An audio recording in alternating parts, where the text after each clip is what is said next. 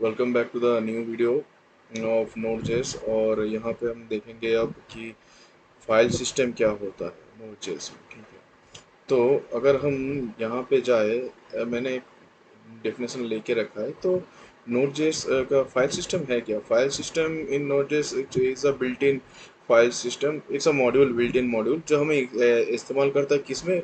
Store करने में, access करने में और मैनेज करने में डेटा को ऑन ऑपरेटिंग सिस्टम। यानी कोई भी ऑपरेटिंग सिस्टम में अगर हम डेटा को स्टोर करना चाहते हैं, मैनेज करना चाहते हैं और एक्सेस भी करना चाहते हैं, तो उसको करने के लिए हमें मदद करता है एक ये फाइल सिस्टम मॉड्यूल्स हो गया। इसके बहुत सारे होते हैं, जैसे कि हमें यहाँ पे वॉच फाइल हो गया, फिर अपेंड जैसे यहाँ पे मैंने ये फाइल सिस्टम देखा, मैंने बोला था ना विंडो ऑब्जेक्ट की हम इस्तेमाल नहीं करते। हम यहाँ पे अपेंड फाइल को भी फाइल सिस्टम के थ्रू हम इस्तेमाल कर रहे हैं ताकि हम किसी भी फाइल को अपेंड कर पाए। ठीक है। और वॉच फाइल होता है कि हम जब किसी फाइल को चेक कर रहे हैं या फिर देखा रहे कि कोई चेंजेस हो रहा है कि नहीं। So there are many things, read write watch, ये सब है। तो फाइल सिस्टम हमारा कुछ नहीं, बस एक मॉड्यूल है जो, और नोट जेएस का ये बिल्ट इन मॉड्यूल है। जैसे हमारा एचटीटीपी हो गया वैसे ही फाइल सिस्टम भी है। और वो ये बिल्ट इन मॉड्यूल हमें डेटा मैनेज करने में, एक्सेस करने में और डेटा को स्टोर करने में बहुत ही मदद करता है। ठीक है, तो चलिए देखते हैं कि फाइल सिस्टम कैसा कैसा है। मेन फाइल सिस्टम है हमारे पास तीन टाइप के। ठीक है, देखो फाइल सिस्टम को इस्तेमाल करने के लिए पहले हमें ये जो मॉड्यूल है const F S equals to require file system, ये हमें इंपोर्ट कर लेना चाहिए, हमेशा इंपोर्ट कर लेना चाहिए। ठीक है, अगर हम इसको इंपोर्ट नहीं करेंगे तो कभी काम नहीं करेगा। तो हम इसी तरह इसको इंपोर्ट करते हैं। तो चलिए अब देखते हैं कि फाइल सिस्टम क्या कैसे काम करता है। ठीक है, तो यहाँ पे कुछ सारे एग्जांपल है, जैसे ये वाला है रीडिंग का। ठीक है, ये है फाइल सिस्टम रीड का। यूटीएफ एक कोड है जो सिक्योरिटी बेस प्रोवाइड करता है हमको, इसको लेके टेंशन लेने की कोई ज़रूरत नहीं है। ठीक है, ये एक सिक्योरिटी प्रोविडेंट कोड है। और यूटीएफ के बारे में बाद में बताऊंगा, पहले हम फाइल सिस्टम के बारे में थोड़ा सा देख लेते हैं अभी। तो मैं बोल रहा था ना कि हम कभी भी, हम यहाँ पे विंडो पे काम नहीं करते। ठीक है, मैं अगर यहाँ पे जो कॉन्सोल लॉग विंडो की है उसको अगर कमेंट आउट कर दूँ, कमेंट आउट से हटा दूँ और फिर मैं जाके यहाँ पे करूँ नोड इंडेक्स एंटर मारूँ, तो देखो यहाँ पे एक चीज़ दिखाएगा कि window is not defined. Okay, क्यों नहीं डिफाइंड? बिकॉज हाँ, ऑब्जेक्ट, हम किसी ऑब्जेक्ट या अलग से यानी कि ब्राउजर के ऊपर काम नहीं कर रहे हैं। हम यहाँ पे जावास्क्रिप्ट के कोर कॉन्सेप्ट्स के ऊपर काम कर रहे हैं। ठीक है, वो भी कोर कॉन्सेप्ट है, पर वो डेवलप वेब डेवलपमेंट यानी कि सर्वर साइड, यानी कि जो सर्वर साइड, ठीक नहीं, जो कि हम व्यूअर साइड होता है। ये जब हम डेटा को कैसे हम वहाँ पे एक बटन क्लिक करेंगे तो क्या होगा, ये सब करने के लिए होता है। तो तब हम ब्राउज़र का जो ऑब्जेक्ट, विंडो ऑब्जेक्ट है, उसको इस्तेमाल करते हैं। यहाँ पे तो ब्राउज़र का हम इस्तेमाल कर ही नहीं रहे, हम यहाँ पे एक जावास्क्रिप्ट रन टाइम एनवायरनमेंट का ये इस्तेमाल कर रहे हैं जो है नोड जेएक्स। ठीक है, नोड जेएस क्या कर रहा है, हमें एक रन टाइम एनवायरनमेंट प्रोवाइड कर दे रहा है जिसकी मदद से हम जावास्क्रिप्ट को रन करवा सकते हैं। तो हमें इस विंडो की यहाँ पे कोई ज़रूरत है ही नहीं, विंडो ऑब्जेक्ट का यहाँ पे कोई काम नहीं है। ठीक है, तो अब हाँ, तो ये एक मेथड है जिसका नाम है रीड फाइल। तो रीड फाइल का मेथड क्या करता है, ये reading from A file. Simply इसका मतलब जो लिखा है उसका मतलब वही है कि हम एक फाइल से किसी डेटा को अप्रोच करते हैं और चेक करते हैं कि अगर उस फाइल से डेटा जो आ रहा है उसके अगर एरर हुआ तो क्या होगा, और अगर रेस्पॉन्स आ गया तो क्या होगा, ये चीज़ें हम चेक करते हैं। ठीक है, एंड मैं यहाँ पे बता देता हूँ, यहाँ पे मैंने एक सिंपल सा फाइल जो कि example dot T X T, ये वाला फाइल। ठीक है, दिस दिस वन, ये मैंने यहाँ से ये वाला फाइल क्रिएट किया है। ठीक है, और इसको मैंने यहाँ पे इस्तेमाल कर लिया है। अब मैं अगर जाके यहाँ पे बस इतना करूँ, कुछ नहीं, बस विंडो नोड इंडेक्स कर दूँ और इंटर मार दूँ, तो देखो सर्वर कहाँ किस पे रन हो रहा है, जो पहले मैंने दिखाया था कि सर्वर का रन किस पे हो रहा है वो भी दिखा दिया।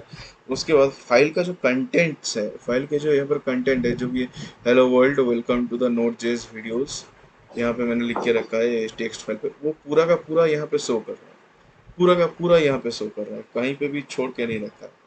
ठीक है, गुड।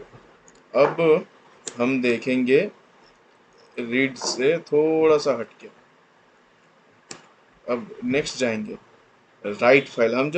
हम फाइल को लिख कैसे सकते हैं, मतलब उस फाइल में चेंजेस कैसे कर सकते हैं, यहाँ से मतलब यहाँ पे हम एक फंक्शन लिख के उसमें चेंजेस कैसे ला सकते हैं, वो हमें जानना बहुत ज़रूरी है। ठीक है, क्योंकि हमें ये ज़रूरी भी पड़ता है, कभी कभी हमको ज़रूरी पड़ भी जाता है कि कैसे हम चेंजेस करते हैं, कभी कभी नहीं, बहुत टाइम पड़ता है। और नोट जेएस का काम एक और चीज़ के लिए बहुत आसान जो हो जाता है जिसका नाम है एक्सप्रेस जेएस। अब एक्सप्रेस जेएस क्या है मैं वो आपको बाद में बताऊंगा, और हम इसको क्यों इस्तेमाल करते हैं एक्सप्रेस जेएस को वो भी मैं समझाऊंगा। इतना जान लो कि काम बहुत ही इजी हो जाता है। यानी कि यहाँ पे हमने जो सर्वर क्रिएट करने के लिए इतना कुछ लिखा है ना, एक सिंपल सर्वर क्रिएट करने के लिए एक्सप्रेस में इतना लिखना नहीं पड़ेगा। एक्सप्रेस सिर्फ हमको इंस्टॉल करना होता है और बस काम वहाँ पे। उसके बाद हमको बस एक और चीज़ इस्तेमाल करनी होती है, नोटबोन। नोटबोन क्या करता है कि जब भी हम कोई कोड लिखते हैं, तो जैसे हम रिएक्ट पे कोई कोड लिखते हैं तो सर्वर रन होता है, अगर एरर आ जाए तो हमें टर्मिनल पे दिखा देता है कि कहाँ पे एरर आया है, इशू क्या आया है। ठीक है, और इसी तरह ही जब हम कोई नोटबोन के साथ नोट जेएस का कोड रन करवाते हैं तो नोटबोन क्या करता है, जब भी कोई एरर आता है वो पहले एरर दिखा देता है और चेक करवा लेता है कि इसमें एरर क्या क्या आया है, और उसके साथ हमको वो लाइन भी दिखा देता है और कौन कौन से पॉइंट पे दिखा देता है, कौन से पॉइंट पे एरर आया है वो भी दिखा देता है। ठीक है, तो हमें नोटबोन इसलिए इसलिए नोटबोन अभी बहुत पॉपुलर भी है क्योंकि वो बहुत ही मदद करता है हमें अपने कोड को इजीली रीड करने के लिए और इजीली एरर सॉल्व करने के लिए। हम देखेंगे, पहले हम अपना ये तो थोड़ा थोड़ा करके समझ ले कि हम ऐसे काम करते, कि इस तरह से काम क्यों करते हैं, कि नोट जेएस में काम ऐसे क्यों होता है, ये पहले ये हमें समझ लेना बहुत ज़रूरी। ठीक है, और यहाँ पे अगर मैं चले जाऊँ तो ये है राइट फाइल का मतलब कुछ भी मैं कुछ भी मैं फाइल का कंटेंट जो है मैं चेंज करना चाहता हूँ। ठीक है, यहाँ पे मैं कंटेंट प्रोवाइड करके रखा है जो कि एक स्ट्रिंग वैल्यू है।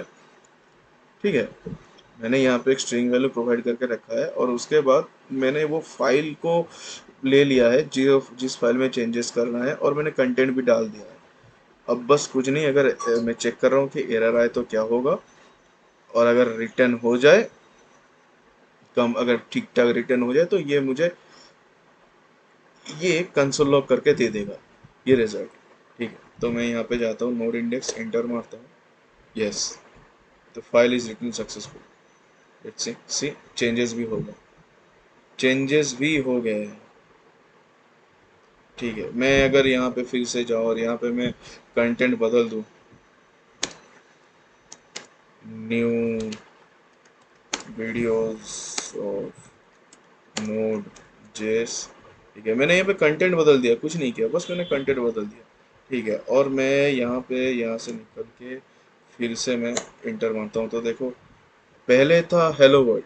ठीक है, अब क्या होगा, हो जाना चाहिए, अब हो जाना चाहिए new videos of node JS. ठीक है, तो मैं गया, देखो चेंजेस भी हो गए कि new videos of node JS क्या होता है वो भी हो गया। ठीक है, तो ये तो हो गया राइट का कंटेंट। ठीक है, अगर मुझे किसी फाइल को अपेंड करना हो तो, नहीं कोई टेक्स्ट हमें अपेंड करना है या फिर कोई अलग से टेक्स्ट को उसके साथ जोड़ना है जैसे, ठीक है, तो तब हम क्या करेंगे, तो अपेंड फाइल जब हम कुछ चीज़ अपेंड करना चाहते हैं उसी टेक्स्ट के साथ, ठीक है, तो क्या करेंगे हम, तो हम कुछ नहीं करना, बस ये मेथड है, जैसे राइट फाइल है हो गया, रीड फाइल हो गया। ठीक है, वैसे ही एक मेथड है नोड जेएस का जिसका नाम है अपेंड फाइल।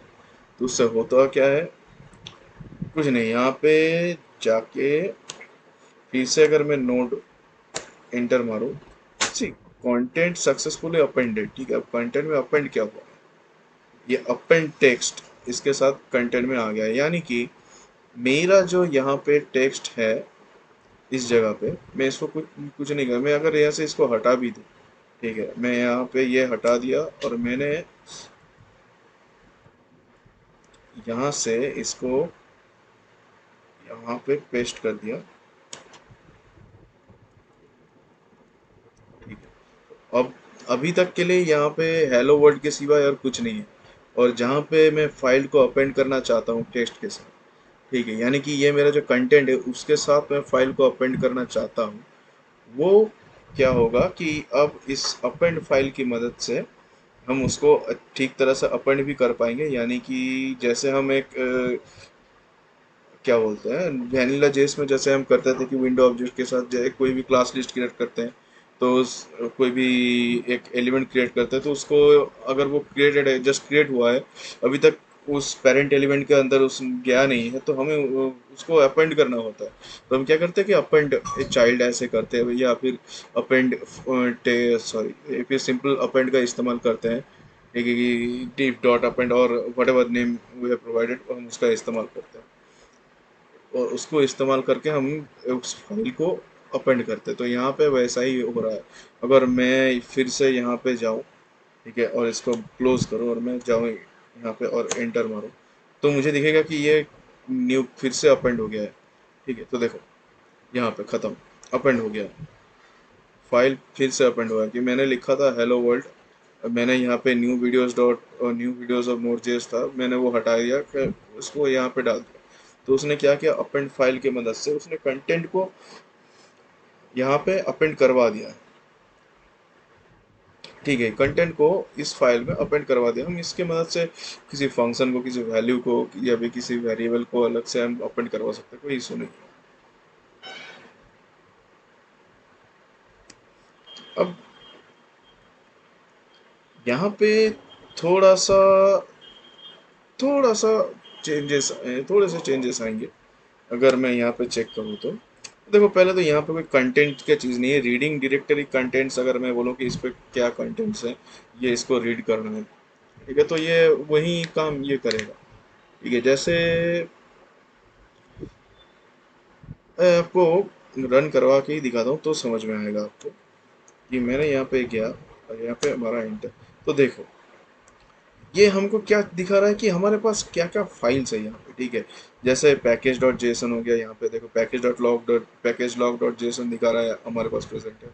एक स्कीमा नाम का एक यहाँ पे जेएस फाइल है, वो भी प्रेजेंट है, दिखा रहा है। एक कंट्रोलर्स नाम का फोल्डर है, ठीक है, वहाँ पे उस फोल्डर्स के अंदर क्या है वो भी दिखा रहा है। मतलब उसका कंट्रोलर्स नाम का फोल्डर है, मॉड्यूल्स नाम का फोल्डर है, ये सब है, स्कीमा नाम का फोल्डर है। तो ये सब चीज़ें अवेलेबल है हमारे पास, तो यही दिखा रहा है। ठीक है, और रीड एमडी नाम का एक फाइल है, वो भी हमको दिखा रहा है कि क्या क्या अवेलेबल है यहाँ पे। इंडेक्स डॉट जेएस नाम का जो फाइल है हमारा, जिसको जो मेन फाइल होता है, एक चीज़ याद रखना है हमें कि हमारे इस नोड के कोड में एक सबसे इम्पोर्टेंट और मेन फाइल होता है जिसका हम या तो इंडेक्स डॉट जेएस या फिर सर्वर डॉट जेएस नाम देते हैं। नाम आप कुछ भी दे सकते हो, पर हमें याद रखना होगा कि हमारा वो एक होगा जो मेन फाइल होगा, जहाँ पे सारे फाइल आके अपने पूरे सर्वर को रन करवाएंगे और सारे फाइल को चेक करेंगे क्या है क्या नहीं। ठीक है, तो और हमें एक चीज़ और दिखाई दे रहा है कि ये जो फाइल्स है यहाँ पे, ये सारे के सारे फाइल्स किस फॉर्म में है, फॉर्मेट में, एरे के फॉर्मेट में। ठीक है, तो जब भी हम किसी फाइल में चेंजेस करना चाहेंगे तो हम इसको एरे फॉर्मेट से लेके चेंजेस कर सकते हैं, कोई इशू नहीं है। ठीक है, वो कैसे करते हैं वो बात की बात है, शायद हमें ज़्यादा ज़रूरत पड़ेगी भी नहीं। पर हाँ, हम देखेंगे धीरे धीरे, इसी में ही देखेंगे। उसके बाद हो गया क्रिएटिंग डायरेक्टरी। हम जब ये बहुत ही कॉमन है और हम बहुत बार ही इस्तेमाल कर चुके हैं या, ठीक है, नॉर्मली हम जब कोई डायरेक्टरी क्रिएट करते हैं कमांड प्रॉम्प्ट के थ्रू, तो क्या हम क्या लिखते हैं कि M K D I are make directory. हाँ, तो डायरेक्टरी हम बनाते हैं, तो डायरेक्टरी बना सके क्या होता है कि एक नया डायरेक्टरी क्रिएट होता है जब भी हम कमांड प्रॉम्प्ट पे जाते हैं। यहाँ पे कमांड प्रॉम्प्ट खोल लिया, तो हम अगर लिखे कि M K D I R new file, sorry I E लिख दिया,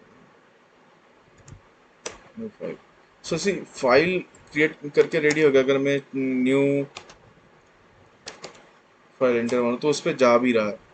ठीक है, तो हम न्यू फाइल में घुसते हैं, सीडी न्यू फाइल करके, और न्यू कोई फाइल हम क्रिएट करते हैं, उसका इस्तेमाल करते हैं mkdir लिख के, यानी कि मेक का न्यू डायरेक्टरी। ओके, यहाँ पे भी कुछ ऐसा ही है, हम एक फाइल सिस्टम के थ्रू एक न्यू डायरेक्टरी बना रहे हैं, ठीक है, और उसको हम एग्जीक्यूट कर रहे हैं, और हम ये भी देख रहे हैं कि न्यू डायरेक्टरी बन चुका है। जब भी हम इस कोड को एग्जीक्यूट करेंगे तो एक न्यू डायरेक्टरी क्रिएट हो जाएगा। मैं यहाँ पे जाके कुछ नहीं, बस नोड इंडेक्स कर दूँ तो देखो न्यू डायरेक्टरी क्रिएट हो गया, और यहाँ पे भी शायद, हाँ देखो एक न्यू फोल्डर क्रिएट हो चुका है, ठीक है। तो ये जो फोल्डर हुआ, ये जो डायरेक्टरी हुआ, भी है यहाँ पे, मैं कुछ भी कर सकता हूँ, यहाँ पे कुछ भी सेव करो, कुछ भी स्टोर करो, कोई इशू नहीं होगा। और ये न्यू डायरेक्टरी हमें क्या करता है, हमें चीज़ों को, यानी कि हम जैसे एक फोल्डर में डेटा सेव करते हैं, फाइल सेव करते हैं, ठीक वैसा ही होता है, ठीक है। तो हम न्यू डायरेक्टरी की मदद से, यानी कि M K D I R file system, M K D I, इसके मदद से हम न्यू डायरेक्टरी क्रिएट भी कर सकते हैं, ठीक है। तो इतना तो हमें समझ में आ गया। अब एक फाइल को एक और फाइल में मूव कैसे करें, वो हमें देखना है। जैसे कि यहाँ पे,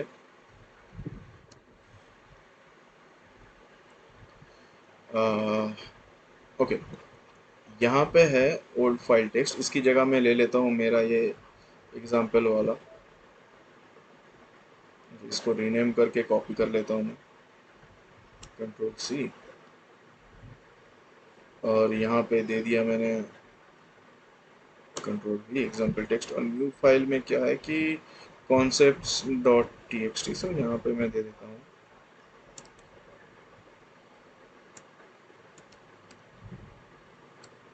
concepts, C O N C P T S, नाम गाइस हमेशा ठीक से लिखना। तो कॉन्सेप्ट्स डॉट टेक्स्ट, अब मैं क्या करूँगा, इसको रन करवाऊंगा। पहले मैं चेक करवाना चाहता हूँ कॉन्सेप्ट डॉट टीएक्सटी में है क्या, बस हमें जावास्क्रिप्ट में क्या ज़रूरी है वो मैंने वैसे कॉपी करके रखा था, ठीक है। एग्जाम्पल डॉट टीएक्सटी में तो मालूम ही आपको क्या है, अभी तक क्या बना है। तो अभी हमें कुछ नहीं करना, बस इसको कोड को एग्जीक्यूट करवा देते हैं, ठीक है। और अगर क्लिक किया, सी,